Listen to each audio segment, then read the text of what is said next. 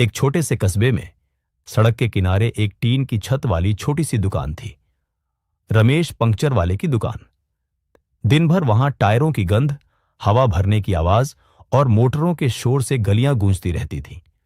वहीं पर बड़ा हो रहा था रवि, रमेश का 14 साल का बेटा। उसके पिता के हाथों में हर वक्त ग्रीस लगा रहता था और कपड़े पर हमेशा काले धब्बे। फिर भी उनके चेहरे पर हमेशा एक सच्ची मुस्कान रहती थी। रमेश अक्सर कहा करते, बेटा, काम छोटा या बड़ा नहीं होता, काम करने वाला बड़ा होता है। रवि बचपन से ही अपने पिता को बड़े ध्यान से देखता था, कैसे वो फटे हुए टायरों को जोड़ते, कैसे हवा भरते, कैसे हर ग्राहक को नम्रता से जवाब देते। लेकिन रवि का मन कहीं और था। उसके सपने उस दुकान से बहुत बड़े थे। वो जब भी किसी बाइक को सड़क पर दौड़ते देखता, उसकी आंखों में चमक आ जाती। उसे लगता, एक दिन मैं अपनी खुद की बाइक बनाऊंगा, ऐसी बाइक जो पूरे शहर में सबसे अलग होगी। एक दिन एक अमीर आदमी अपनी बड़ी सी बाइक लेकर दुकान पर आया। टायर पंक्चर हो गया था। रवि और उसके पिता ने मिलकर वो टायर ठीक किया। वो आदमी रवि की लगन देखकर बोला, बेटा, तुम्हें तो मशीनों में बहुत दिलचस्पी है। रवि बोला, जी हां, बहुत, एक दिन मैं भी ऐसी बाइक बनाऊंगा। वो मुस्कुराया और जाते जाते रवि को एक पुरानी ऑटोमोबाइल मैगजीन दे गया। रात भर रवि उसे पढ़ता रहा। इंजन, गियर, पहिए, मोटर, सब उसे किसी जादू जैसा लगा।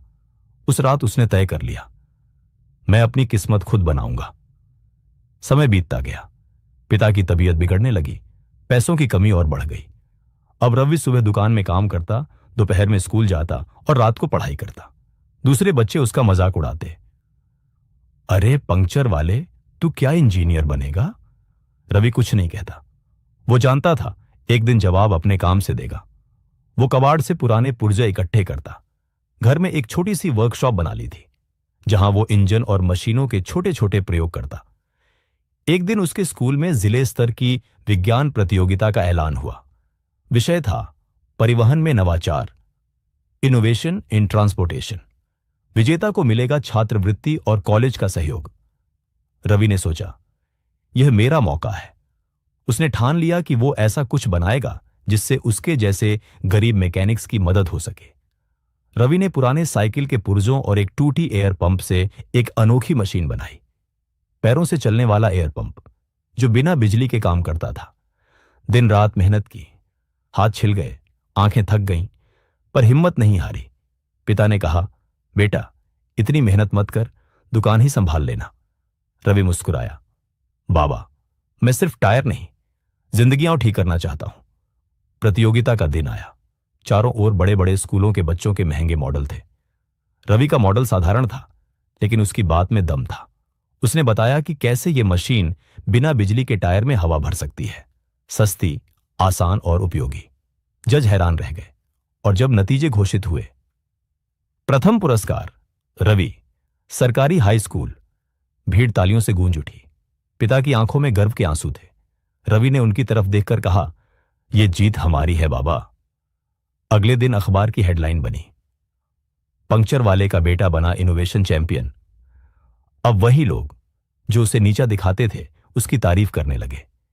एक स्थानीय वर्कशॉप के मालिक ने रवि को काम पर रख लिया। वो वहां मशीनों के बारे में और सीखने लगा और अपने पुराने आविष्कार को सुधारने लगा। कुछ सालों में रवि को इंजीनियरिंग कॉलेज की छात्रवृत्ति मिल गई।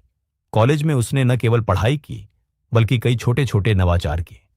लेकिन हर छुट्टी में वो घर लौट आता, दुकान पर बैठता, पिता के साथ चाय पीता और दीवार पर लगी अपनी वही पुरानी तस्वीर देखता, जिसमें वो ट्रॉफी लिए मुस्कुरा रहा था। कई साल बाद रवि ने इंजीनियरिंग में टॉप किया। उसका आखिरी प्रोजेक्ट था सौर ऊर्जा से चलने वाला टायर रिपेयर किट, जो दूर दराज इलाकों में काम आ सके। उसने इसे पेटेंट कराया और फिर खुद की एक स्टार्टअप कंपनी शुरू की, जहां उसने अपने जैसे गरीब मैकेनिक्स को नौकरी दी। एक पत्रकार ने इंटरव्यू में पूछा, रवि, तुम्हें इस रास्ते पर चलने की प्रेरणा कहां से मिली? रवि मुस्कुराया और बोला, मैंने मशीनों की मरम्मत अपने पिता से सीखी और सपनों की मरम्मत जिंदगी से।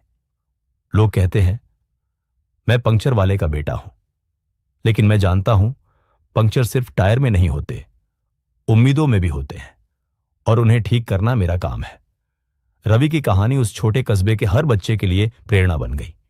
लोग अब उस दुकान को रवि इनोवेशन सेंटर कहने लगे। जहां कभी पंक्चर बनते थे, अब भविष्य बनता था। कहानी की सीख, कोई काम छोटा नहीं होता और कोई सपना बड़ा नहीं होता। बस हिम्मत चाहिए, गिरकर भी बार बार उठने की।